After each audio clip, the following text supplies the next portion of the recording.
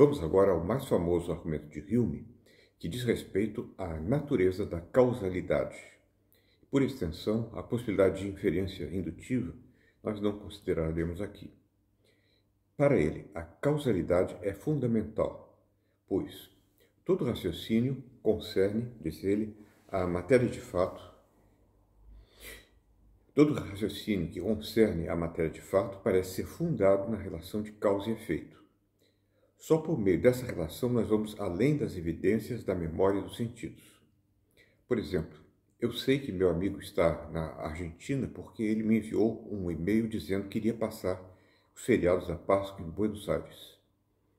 A minha inferência resulta de eu conhecer a relação causal entre o envio do e-mail e a sua viagem.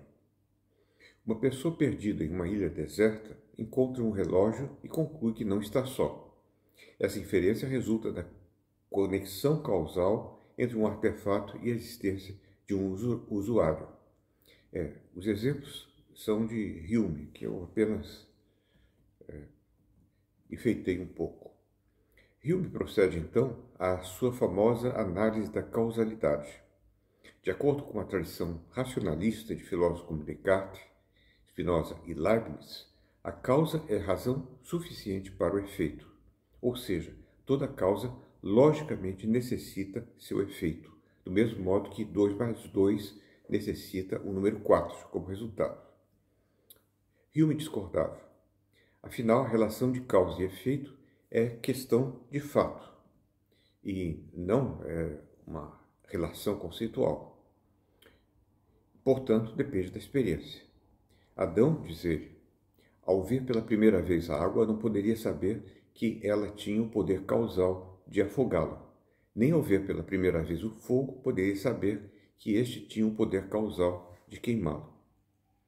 Não obstante, ao analisar a relação causal, Hume encontra 3 critérios perceptuais para a identificação da relação entre causa e efeito. Eles são contiguidade espaço-temporal, o fato de que a causa vem antes do efeito, por vezes vem junto, mas é porque a gente pode desacoplar a causa do efeito e ela passa a vir antes. E terceiro, deve haver uma união constante entre causa e efeito. Às vezes são criticados, por exemplo, a continuidade espaço-temporal na gravitação newtoniana não existiria, mas dentro da ideia de campo gravitacional de Einstein, que seria uma torção do espaço-tempo, então isso haveria então uma continuidade espaço-temporal outra vez. Ou então, muitas vezes, os intermediários causais não estão sendo considerados e dá a impressão de que não há contiguidade. Então, há boas razões para se aceitar Hume. 3 características: contiguidade espaço-temporal, causa vir antes do efeito e uma união constante. Essa relação é constante. Isso, por exemplo, uma bola de bilhar se choca contra a outra e faz a outra mover. Aqui uma contiguidade espaço-temporal. Além disso, o movimento da primeira bola vem antes do movimento da segunda. E, finalmente, a mesma coisa acontece sempre que uma bola de bilhar se choca contra a outra. Essa é a análise da causalidade como regularidade. Essas propriedades, 1, 2 e 3, são as que a mente pode retirar de suas impressões sensíveis. Embora não existam objeções contra essa análise, como eu notei, ela é defensável. A questão que agora se coloca é onde está a experiência da necessidade causal, de que falavam Locke, Descartes, etc. Ora, nós não encontramos. Parece que a necessidade causal pretendida pelos filósofos, principalmente os racionalistas, não tem lugar como objeto da experiência. Hume imagina ainda uma maneira de garantir a necessidade causal, que seria assumir um princípio da uniformidade da natureza. Se a natureza é uniforme, então o futuro vai ser como o passado, similar ao passado. Se o futuro é como o passado, quando uma bola de bilhar se choca contra outra novamente, nós podemos esperar que ela vai fazer a outra se mover, porque sempre foi assim. E o futuro será como o passado. Mas há um problema: como garantir que a natureza é uniforme, ou que o futuro será como o passado? Isso aqui é um enunciado de fato. Para chegar a isso, nós precisamos considerar que no passado as associações futuras sempre se revelaram como haviam sido antes, inferindo daí que também o futuro do presente deve ser como seu passado. Mas esse é um raciocínio idêntico ao que estamos querendo provar, ou seja, que os objetos ou eventos sempre estiveram associados de certo modo no passado, então eles deverão continuar a ocorrer associados da mesma forma no futuro. Então, o argumento, diz ele, é circular. Se nenhum desses argumentos funciona, então como explicar a nossa convicção de que existe uma necessidade causal? A solução de Hume foi observar que quando a mente percebe uma união espaço-temporal regular entre dois eventos, um ocorrendo antes do outro, ela forma um costume ou hábito, através do qual, sempre que experiencia o primeiro evento, ela cria a expectativa de que o outro se seguirá. Mas esse hábito nos confunde. Ele nos faz pensar que existe uma relação de necessitação de um evento causa para um evento efeito, quando na verdade não temos nenhuma experiência disso. Somos levados a acreditar que se trata de uma necessidade causal, quando na verdade tudo que nós experienciamos é uma expectativa psicológica de, após a causa deverá vir o efeito. A gente espera e transforma isso numa necessidade objetiva, quando na verdade é uma necessidade psicológica. É uma expectativa. Então, não é racional, é apenas emocional. E sob essa suposição de que nosso conhecimento de questões de fato se baseia em relações causais, o resultado a que Hume chega é desalentadoramente cético. Como não há necessidade causal, nossas convicções de que no futuro as relações causais permanecerão as mesmas não possuem nenhum fundamento racional. Dizemos, por exemplo, que o fogo aquece e que a água apaga o fogo. Essas são relações causais.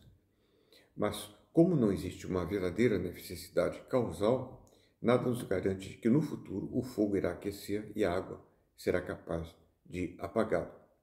Na formação das nossas expectativas sobre questões de fato, tanto do senso comum quanto da ciência empírica, nós somos como insetos voando em direção à luz, determinados apenas pela nossa natureza instintiva. Essa é a razão pela qual você está em cima do edifício de 10 andares e você se recusa a saltar. Você sabe que não irá voar como um passarinho. Ou, como Hume terminará por concluir, a razão é serva das paixões e não o contrário. Agora, os resultados de Hume podem ser problematizados. Eu quero fazer isso. Uma importante dificuldade na análise da causalidade como regularidade feita por Hume é que os critérios por ele propostos não parecem suficientes, pois não explicam por que regularidades entre eventos contíguos se dão por pura coincidência. Aqueles que se dão por pura coincidência não são causais. Exemplo: um ônibus, todos os dias às 12 horas da manhã, ele para diante de uma igreja e logo a seguir os sinos começam a repicar. Há aqui contiguidade espaço-temporal. O ônibus para logo antes dos sinos começarem a bater e na frente do edifício da igreja. Mesmo assim, não há nenhuma relação causal entre uma coisa e outra. Nós sabemos disso.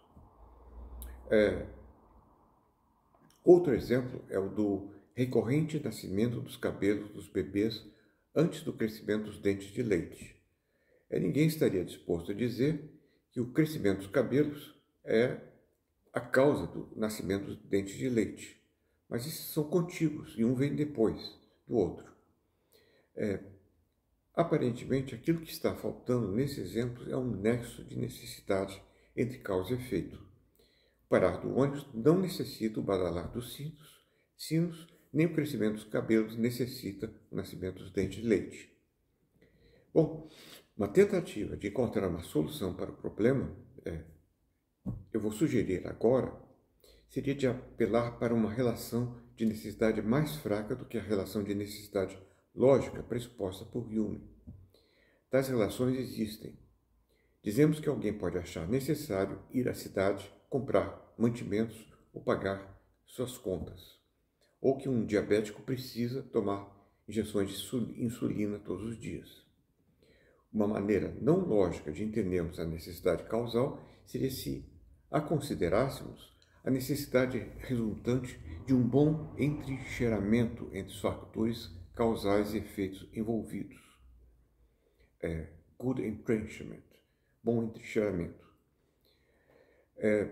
Nós dizemos que uma regularidade está bem entrincheirada quando ela não é refutada, mas reforçada pela sua imbricação com as regularidades do sistema conceitual envolvido no conjunto de fenômenos a ela concernentes.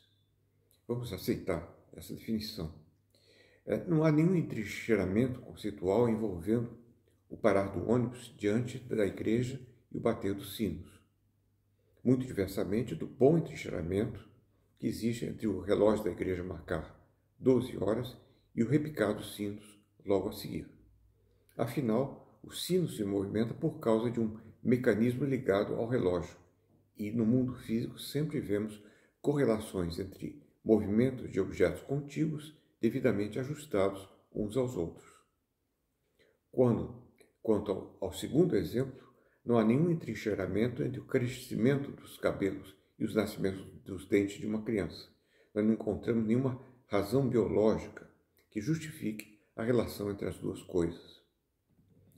Então a diferença fica mais clara quando nós consideramos os casos acima com o bom entrincheiramento que existe entre o raio e o trovão.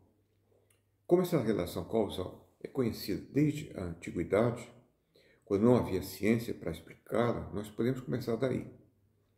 Que o raio causa o trovão é um bom exemplo, porque fenômenos atmosféricos são independentes da ação humana possuidora do chamado livre-arbítrio, que os torna sujeitos a fatores intervenientes múltiplos. Quanto mais longe está o raio, mais tempo levamos para perceber o trovão. Isso é uma relação reforçadora do entrincheiramento.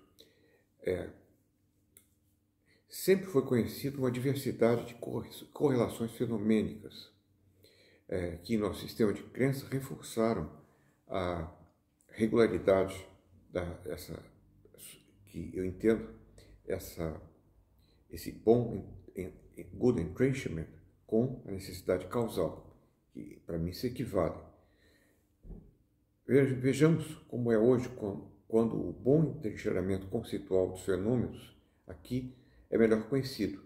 Nós sabemos hoje que os raios resultam de cargas elétricas provenientes do atrito causado pelos ventos entre as partículas de água e gelo que formam as nuvens. As partículas mais pesadas e com carga positiva se acumulam na parte inferior da nuvem, enquanto as partículas leves e com carga negativa se concentram na parte superior. Talvez seja o contrário, mas não importa. Quando a diferença de cargas entre uma nuvem e outra nuvem, ou entre a nuvem e o solo, é grande demais, e o ar não é capaz de isolá-las, acontece a descarga chamada de raio. O relâmpago é para nós hoje algo diferente do raio. Ele é a luz emitida pelo superaquecimento do ar pelo raio. Quando o ar é superaquecido, ele também se expande rapidamente, produzindo uma onda de choque sonora que ouvimos sempre após vermos a luz do relâmpago. Uma vez que o som do trovão caminha a 340 metros por segundo, enquanto a luz do relâmpago caminha a 300 km por segundo. Temos aqui melhor explicadas as relações de intensidade entre relâmpago e trovão, assim como correlações temporais. Podemos agora, com muito mais razão, dizer que o raio causou o relâmpago com base uma necessidade, que nada mais é do que o grande entrincheiramento entre esses dois fatores causais, nosso sistema conceitual da física e da química aplicado às condições meteorológicas específicas. A conclusão não se faz esperar.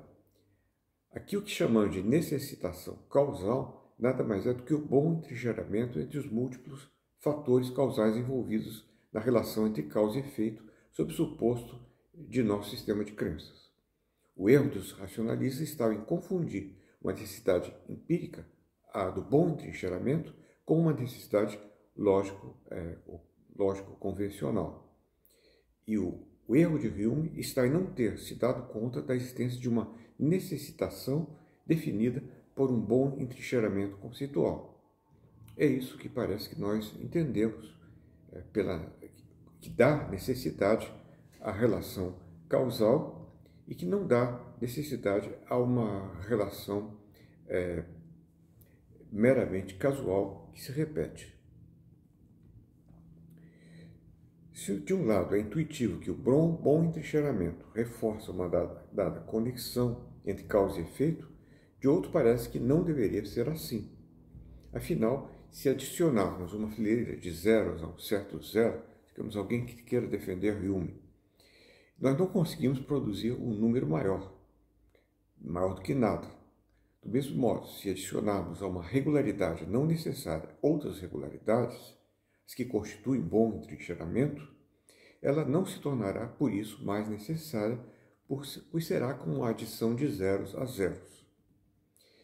Isso parece ser tornado evidente quando pensamos que todo um sistema de crenças que entrincheirava uma certa regularidade pode também ser repentinamente suspenso.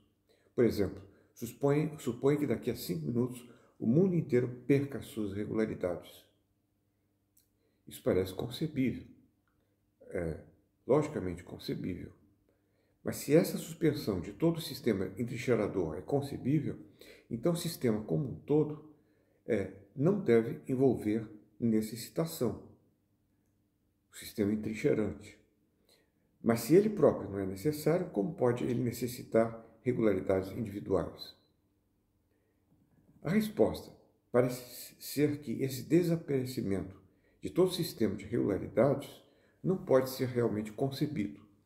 Quando nós imaginamos que isso acontece com o nosso mundo, nós nos imaginamos fora do mundo, experienciando a sua completa perda de regularidades. Mas para fazer isso, nós estaremos nos fiando no sistema de crenças total, que inclui as regularidades e entrincheiramentos de nossas crenças de fora do mundo. Mas como o mundo como um todo deve incluir a nós mesmos e o lugar do qual o julgamos, nós não podemos nunca conceber uma desaparição de todas as regularidades, uma vez que isso seria completamente inverificável. Nós nunca poderíamos ter a experiência disso. Então parece que a explicação da necessidade causal como equivalente ao bom entrincheiramento da regularidade em questão é capaz de resistir à objeção aventada, porque ela não pode jamais ser, por razões lógicas, ela não pode ser realizada. Então nós paramos aqui. Falta a rejeição de Hume de um mundo externo, independente e permanente, e de um eu que exista, independente das nossas experiências de estados mentais internos que estão em constante fluxo.